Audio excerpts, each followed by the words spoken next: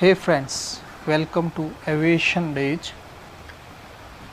Atlantic ocean 5 lakh square miles में फैला एक विशाल समुद्र माना जाता है कि यहाँ पर शिप आते तो हैं पर कभी वापस नहीं जाते, ना ही जिंदा और ना ही मुर्दा। मानो ये समुद्र की गहराइयों में कहीं खो जाते हैं। इसके चपेट में न केवल शिप्स बल्कि आसमान में उड़ते हुए प्लेन्स भी आ जाते हैं और वो भी विचित्र तरीके से समुद्र में क्रैश हो जाते हैं। 5 लाख स्क्वायर माइल में फैले इस समुद्र में लगभग 100 से भी ज़्यादा हादसे हो चुके हैं।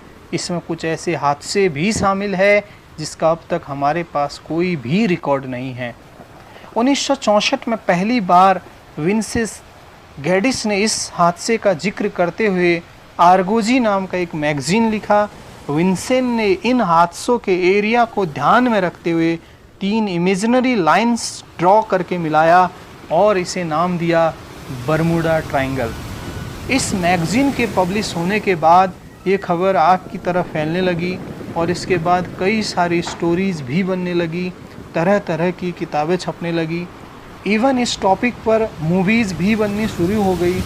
कुछ मूवीज़ में तो ये भी दिखाया गया कि बरमूडा ट्रायंगल में एलियंस रहते हैं और इंसानों को अगवा करके उन पर एक्सपेरिमेंट करते हैं।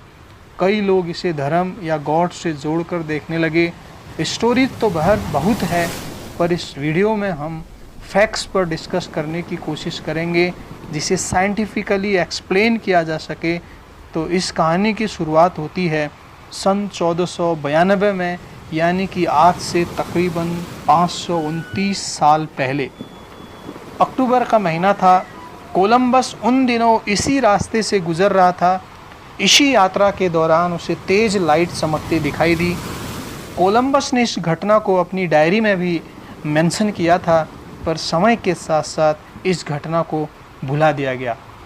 1492 से लेकर सन 1945 तक और भी कई हादसे हुए होंगे, पर हमारे पास इसका कोई भी रिकॉर्ड नहीं है। 9 जुलाई 1945 को यूएस नेवी के एक ऑफिसर थॉमस ने अपने 10 क्रू मेंबर के साथ रात के 9 बजे एक उड़ान भरी।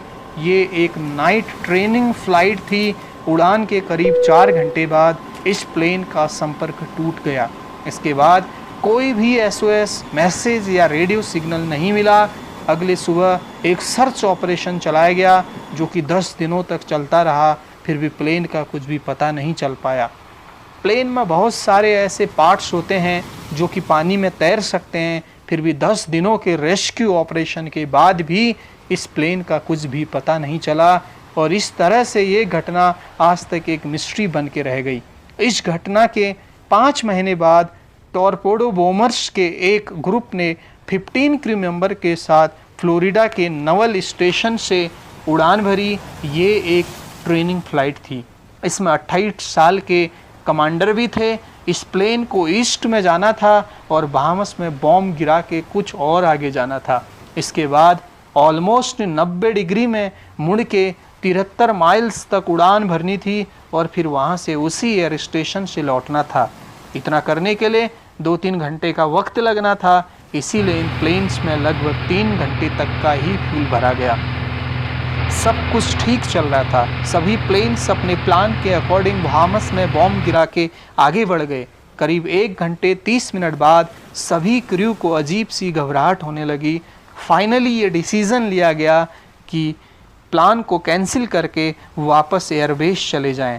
कमांडर ने सभी पायलट्स को पोजीशन चेक करने के लिए कहा, पर असल में किसी को भी ये पता नहीं चल पा रहा था कि वो हकीकत में कहाँ पर है।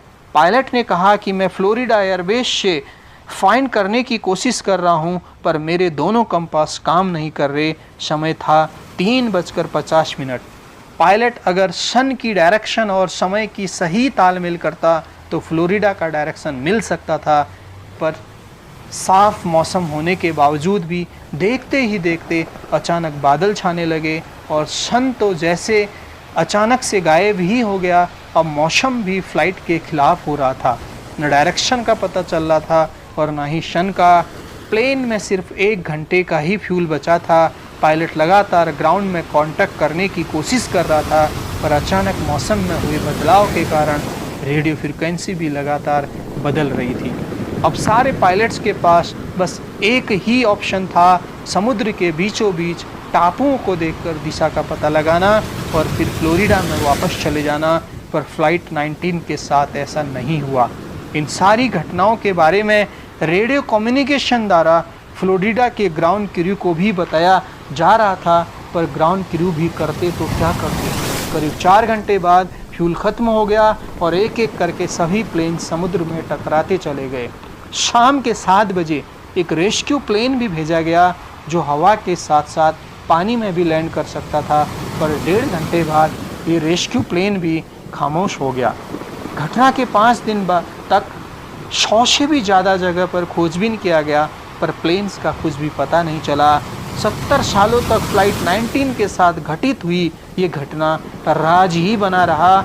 इस घटना के बाद भी एक से एक कई घटनाएं हुई और सभी के बारे में हम यहाँ डिस्कस नहीं कर सकते। जैसे 1947 में एक, 1948 में 2, 1949 पे एक, इसी तरह 1965 तक कई सारी घटनाएं होती रही। यहाँ पर हमें ये अनुमान लगा सकते हैं कि हज़ारों फीट ऊपर उड़ रहे प्लेन्स को बरमूडा ट्रायंगल अपने अंदर समा सकता है, तो पानी जहाज़ जो समुद्र के सरफेस में तैरते हैं तो उसके साथ कितना भयंकर हादसा होता होगा। सन 1492 में पहली बार कोलंबस ने ये ऑब्ज़र्व किया कि यहाँ पर कुछ अजीब हो रहा है, और इसके बाद कई शिप्स भी एक के बाद एक डूबते गई। शिप्स में भी दिशा का पता लगाने के लिए कंपास का इस्तेमाल किया जाता था, पर ये शिप्स जैसे ही बरमूडा ट्रायंगल में इंटर करते थे तो कंपास डायरेक्शन दिखाना बंद कर देते थे, और ऐसे कंडीशन में कोई भी डायरेक्शन भूल सकता है। इसके बाद अचानक से हुए मौसम में बदलाव के कारण तेज लहर पैदा होता था और शिप्स इस लहर के चलते चपेट में आ जाते थे। अगर हम कंपास के प्रॉब्लम को इग्नोर कर दें तो शिप्स के साथ भी सभी घटनाओं को हम नेचुरल डिजास्टर का नाम दे सकते हैं, क्योंकि बरमूडा ट्रायंगल में मौसम का ख़राब होना या बड़ी बड़ी लहरों का बनना एक आम बात है। पर शिप्स में भी कभी कभी ऐसा हादसा होता था जिसे सॉल्व करना कई दशकों तक इंसानों के लिए सोचने से भी परे था। और देखा जाए तो इन सारी घटनाओं के कारण एलियंस और सुपर नेचुरल पावर जैसी थॉट्स जन्म लेती है। तो आइए जानते हैं ये सब घटनाएं किस तरह से घटित होती थी। समुद्र बिल्कुल शांत होता था, कोई भी तूफान, कोई भी लहर नहीं होती थी। शिप्स बड़े ही आराम से ट्रेवल करते और फिर अचानक से पानी के अंदर धंसने लगते थे, जैसे कोई इंसान दलदल में धंस रहा हो। शिप्स में कोई भी लीकेज, कोई भी डैमेज नहीं होता था, फिर भी ये पानी में तैरने के बजाय पानी में अंदर धंसने लगते थे। यहाँ पर एक प्रोफेशनल स्विमर भी तैर नहीं पाता था, लगता था जैसे कोई अदृश्य शक्ति है जो सभी चीज़ों को अपने अंदर खींच रहा हो। घटनाएं यहीं तक नहीं रुकी।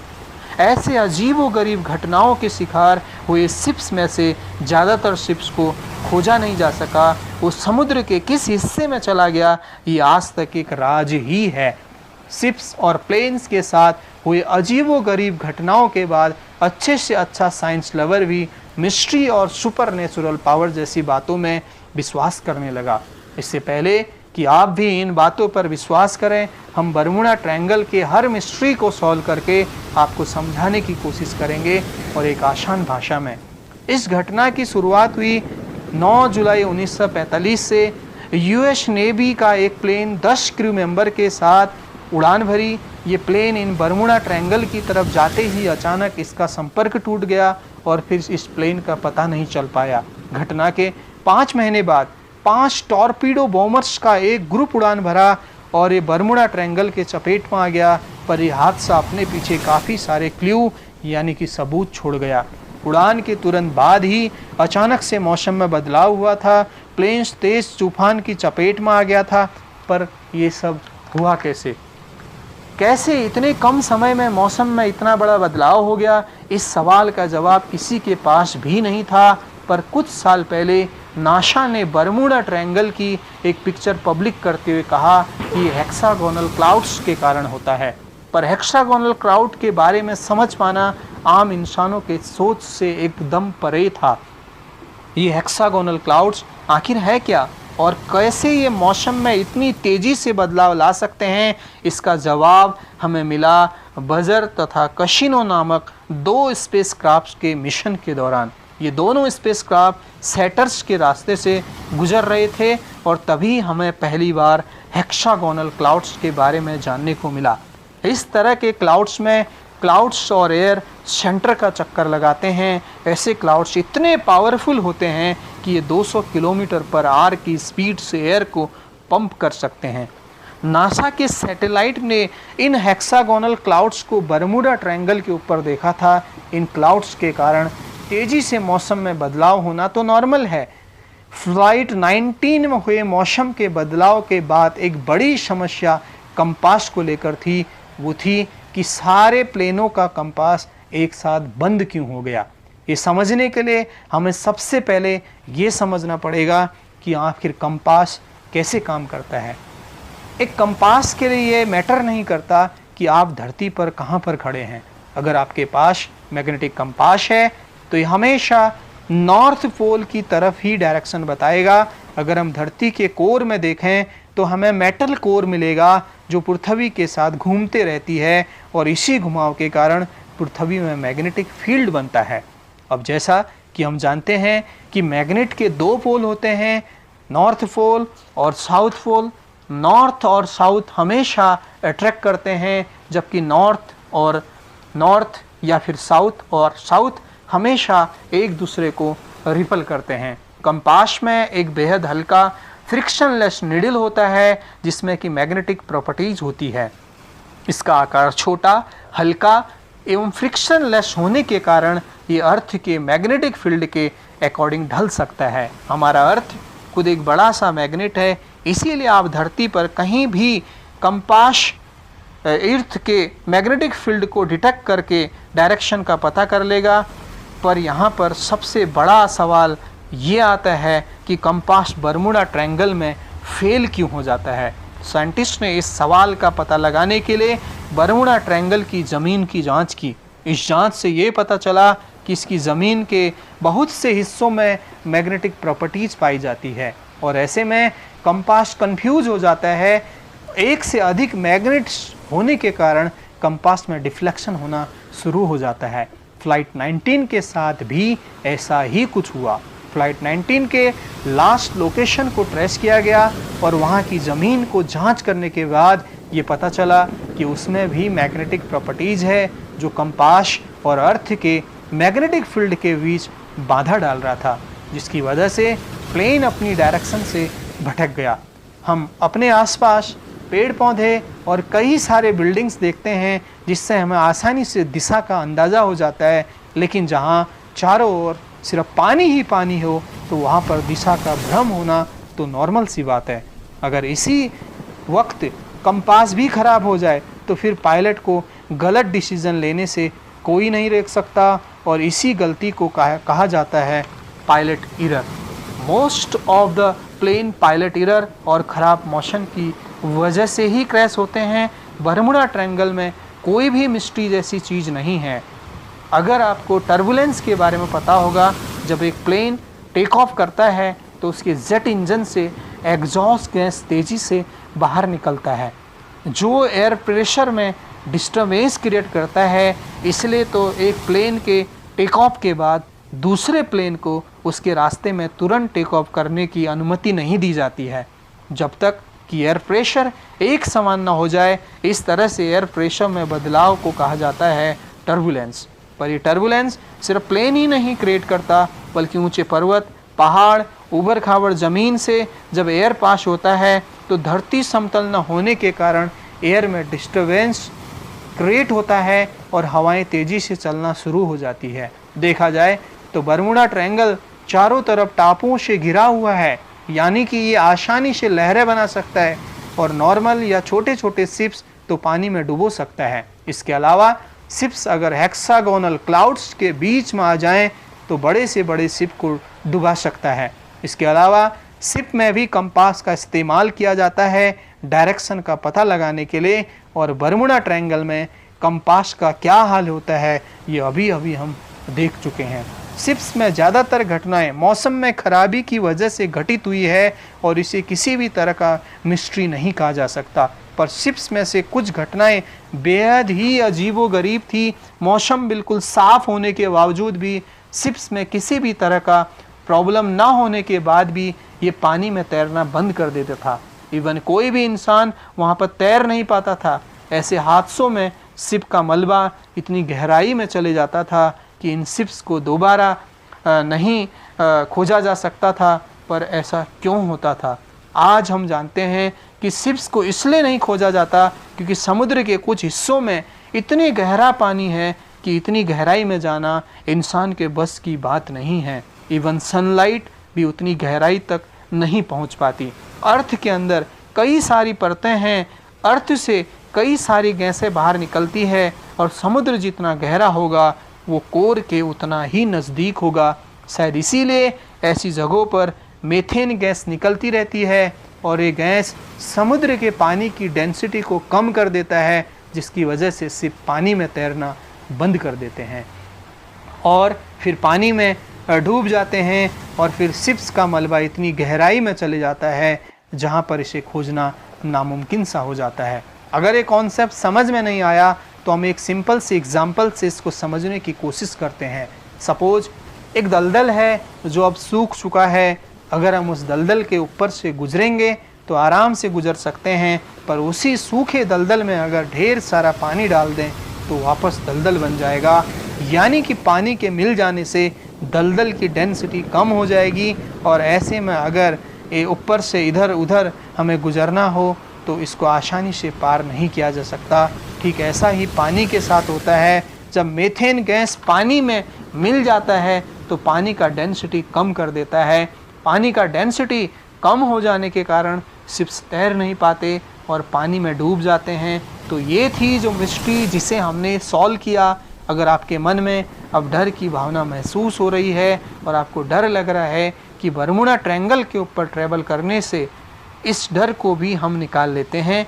बरमूडा ट्रायंगल में कई घटनाएं 1940 से 1960 के बीच हुई थी और उस वक्त हम टेक्निकली उतने एडवांस नहीं थे, पर आज हमारे पास जीपीएस है, सैटेलाइट है जो पूरी पृथ्वी पर एक्यूरेसी से नज़र बनाए रखता है कौन सा प्लेन या शिप कहाँ है, किस डायरेक्शन में जा रहा है। इवन वेदर की भी सारी इन्फॉर्मेशन होती है जो काफ़ी एक्यूरेसी से प्रिडिक्ट कर सकते हैं और ख़तरे से पहले ही हमें अलर्ट कर देते हैं। इसलिए तो प्लेन्स और शिप्स की घटनाएं अब बरमूडा ट्रायंगल पर सुनने को नहीं मिलती। आज के दौर में बरमूडा ट्रायंगल के रास्ते से कई सारे प्लेन्स, कई सारे शिप्स गुजरते रहते हैं और ये ट्रांसपोर्टेशन का सबसे बिजी रूट बन चुका है। बरमूडा ट्रायंगल एक मिस्ट्री था और कई दशकों तक एक मिस्ट्री ही बना रहा, पर अब हम इसके इतने एडवांस हो चुके हैं कि मिस्ट्री के पीछे की साइंस को आसानी से समझ सकते हैं। तो ये था हमारे बरमूडा ट्रायंगल की रियल स्टोरी का, उसकी मिस्ट्री का हकीकत।